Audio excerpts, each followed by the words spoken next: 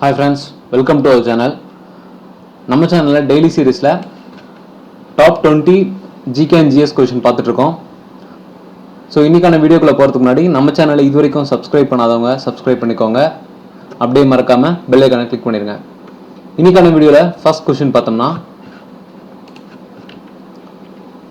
The United Nations declared 4th week of September as which week?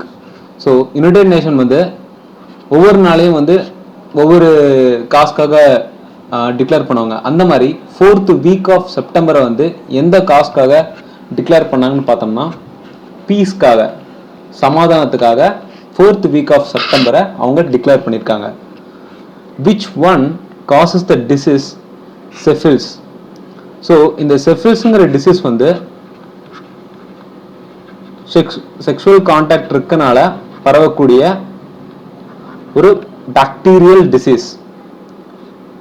செஃபில்ஸ்ங்கிறது வந்து sexual கான்டாக்ட்னால பரவக்கூடிய ஒரு bacterial disease. Which European country has 200 and more volcanoes in which many of them are still active? எந்த ஒரு European கண்ட்ரீஸ்ல 200க்கும் மேற்பட்ட volcanoes வந்து இன்னமும் active ஸ்டேஜ்ல இருக்குன்னு பார்த்தோம்னா ஐஸ்லாந்து. ஸோ இந்த ஐஸ்லாண்டு எங்க இருக்குன்னு பார்த்தோம்னா நார்த் அட்லாண்டிக் இருக்கக்கூடிய ஒரு யூரோப்பியன் நேஷன். இதோட கேபிட்டல் என்னன்னு பார்த்தோம்னா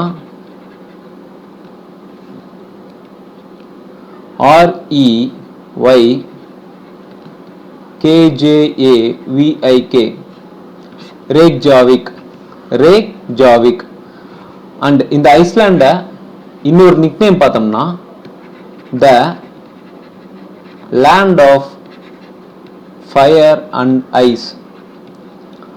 ஸோ ஐஸ்லாண்டோட நிக்நேம் பார்த்தோம்னா the land of fire and ice. இது நார்த் அட்லாண்டிக்ல இருக்கக்கூடிய ஒரு யூரோப்பியன் நேஷன். இதோட கேபிட்டல் வந்து Reykjavik. Which medieval ruler was the first to establish a ministry of agriculture? So அக்ரிகல்ச்சருக்குன்னு ஒரு மினிஸ்ட்ரியை எந்த ஒரு மெடிவல் ரூலர் வந்து எஸ்டாப்ளிஷ் பண்ணாங்கன்னு பார்த்தோம்னா முகமது பின் Tughlaq. Which right conferred by the Constitution of India is available to non-citizen?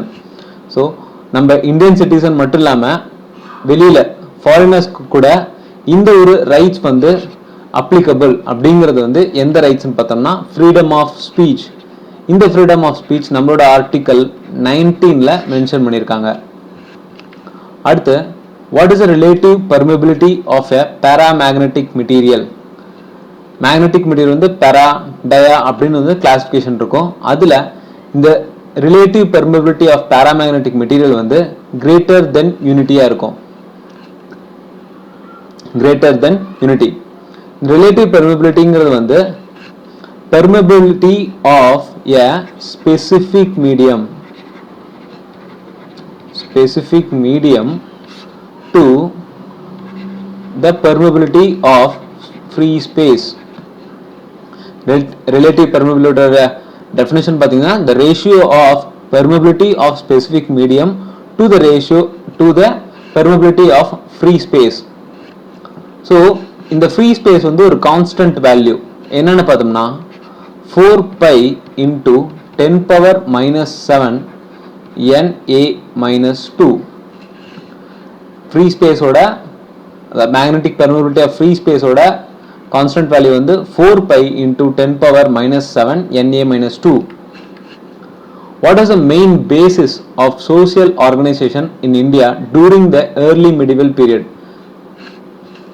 So early medieval periodல மக்கள் ஒரு சோஷியல் ஆர்கனைஸ்டு குரூப்பா இருந்ததுக்கு எந்த ஒரு காரணமா இருந்துச்சுன்னு பார்த்தோம்னா, எப்பயுமே வந்து மக்கள் கூடுறாங்கன்னா ஒரு கம்யூனிட்டியா மாறுவாங்க. ஒரு கம்யூனிட்டில இருந்தா ஒரு வாழ்விடம் ஃபுல்லா மாறும். அந்த மாதிரி மிடிவல் பீரியட்ல எப்படிலாம் பிரிச்சாங்கன்னு பார்த்தீங்கன்னா அவங்களோட கேஸ்ட்டை பொறுத்து தான் பிரிஞ்சாங்க.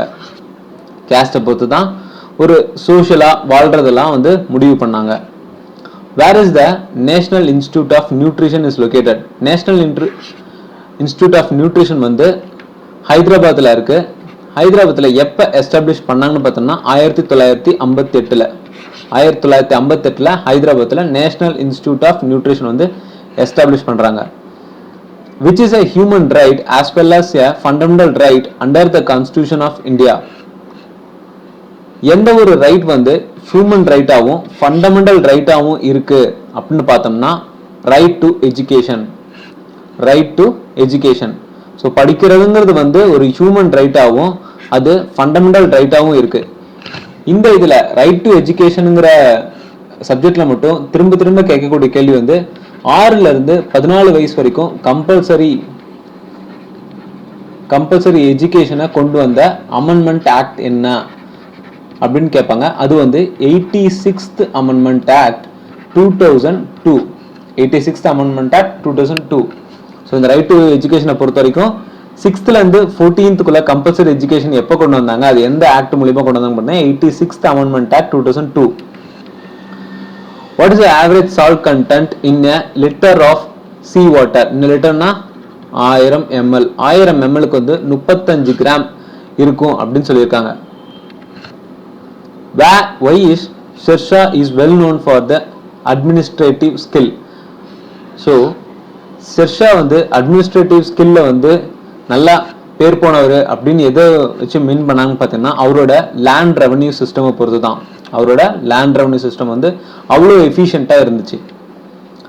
டயன் Chand name is associated with which game? Dhyan Chand is an professional hockey player. அது மட்டும் இல்லாமல் இவரை வந்து எல்லாருமே ஹாக்கி விசார்ட் அப்படிங்கிற நிக் நேம்ல தான் கூப்பிடுறாங்க. டயன் சந்த் வந்து ஒரு hockey player, Indian hockey player. அவர் வந்து ஹாக்கி விசார்ட் அப்படின்னு நிக் நேம்ல கூப்பிடுவாங்க. Which are the horn of Africa?